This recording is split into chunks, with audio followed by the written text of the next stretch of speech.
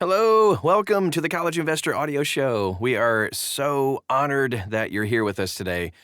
Let's take a look at this article today from thecollegeinvestor.com. You can dive deep into anything we talk about on any podcast there at the website. You can also check us out on social media, ask questions, and just get to know us a little bit better. We'd love to get to know you too and help you along in your money journey at The College Investor. Search for those words and you'll find us pretty much anywhere you are.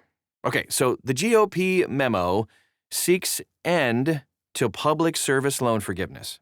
At first glance, that sounds scary, but let's dive in here real fast. So, barely weeks after Republicans secured passage of the One Big Beautiful Bill Act, the Economic Policy Innovation Center, or EPIC, is calling for a follow-up effort.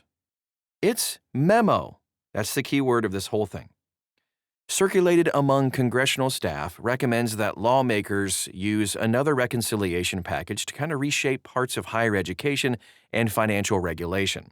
This comes after a House member announced a working group to explore another bill.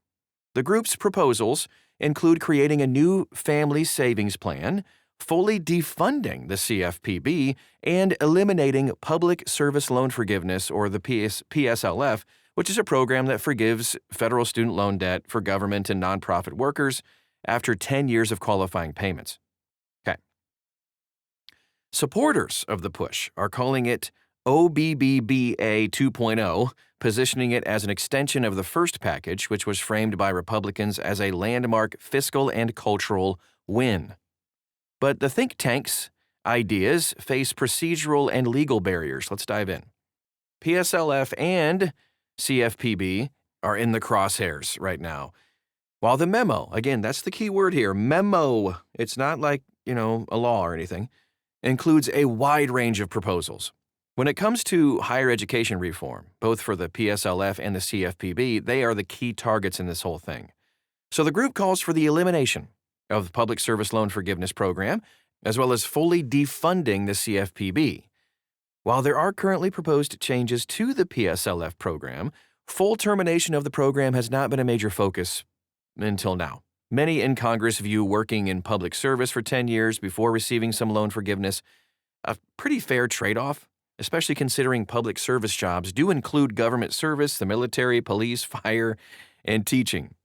However, defunding the CFPB has been on the table multiple times, most recently with the One Big Beautiful Bill Act 1.0. Many Republican lawmakers believe the CFPB is a regulatory overreach, and they tried to fully defund it once this year. However, that path was blocked by the Senate parliamentarian. Again, actually, if you have any questions about this, like what's that? What is going on here? What's this memo? How can I read it? You can dive into everything deeper and get a full picture of what's going on here at thecollegeinvestor.com right inside this article. All right, back to it. It's important to note that neither program can be dismantled through budget reconciliation. Public service loan forgiveness was established in 2007 under the College Cost Reduction and Access Act of 2007, and the CFPB was created in 2010 through the Dodd-Frank Act, a monster bill in its own right. Both are embedded in statute, which means only a new law passed by Congress, not a budget reconciliation bill, and certainly not just a memo, could repeal them. So that makes these provisions more of a policy ambition than a roadmap for actual legislation. So, no time to panic. In other words, limited appetite in Congress. Let's dive into this one. Some Republicans have embraced the idea of another reconciliation bill. Many have been a little bit less enthusiastic. The first bill passed by a narrow margin, required extensive negotiation, and without the pressure of a debt ceiling crisis or other urgent trigger, several senators have questioned whether the political will exists to mount another effort. Senator Mike Rounds of South Dakota summed up the hesitancy of another budget reconciliation bill before recess. You have to have a reason to do it. Even within the House, some lawmakers are wary of revisiting divisive fights from the first package, particularly over higher education and social policy. Like we're out of money, and the debt is $37 trillion. I think there's a reason to stop spending stuff, but anyway, With an election year approaching, party leaders may prefer to focus on maybe selling the accomplishments of the first bill rather than taking on another bruising battle in the legislature. All right, policy memo, not policy change. This is the most important thing that we need to take away from all this. Despite what some people might say on Reddit, the proposals from the memo are just a think tank memo, okay? Programs like PSLF continue to operate normally. Borrowers working toward forgiveness should not expect any disruption at all. The same holds true for the CFPB, which continues its enforcement and regulatory work. Even if you have great arguments that it is government overreach, it's still going to operate, even though it did see some of its budget slashed in the last round of legislation.